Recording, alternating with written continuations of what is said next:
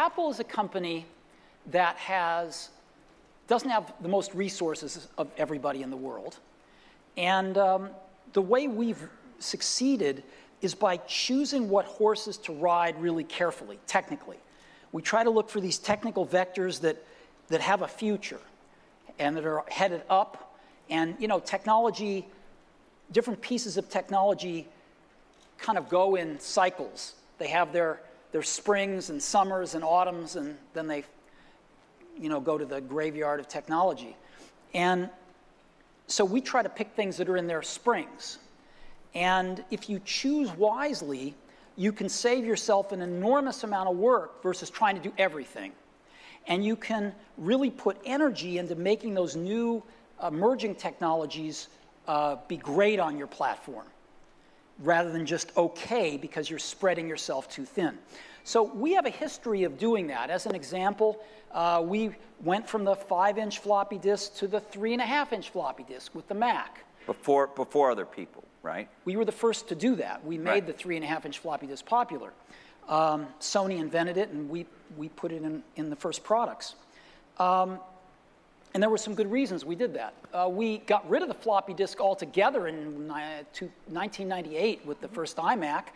We also got rid of these things called serial and parallel ports, and we were the first to adopt USB, even though Intel had invented it. You first saw it in mass on iMacs. And so we have gotten rid of things. We were one of the first to get rid of optical drives with the MacBook Air. And I think things are moving in that direction as well. And sometimes when we get rid of things like the floppy disk drive on the original iMac, people call us crazy. Or at least premature, maybe. No, they call us crazy. Oh, okay.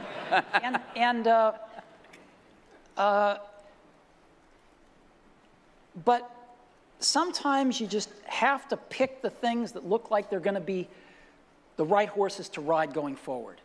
And what if people say, you know, the iPad is crippled in this respect? Well, you know, I'd say two things. Number one, things are packages of emphasis. Some things are emphasized in a product, some things are not done as well in a product, some things are chosen not to be done at all in a product. And so different people make different choices. And if the market tells us we're making the wrong choices, we listen to the market. We're just people running this company. We're trying to make great products for people.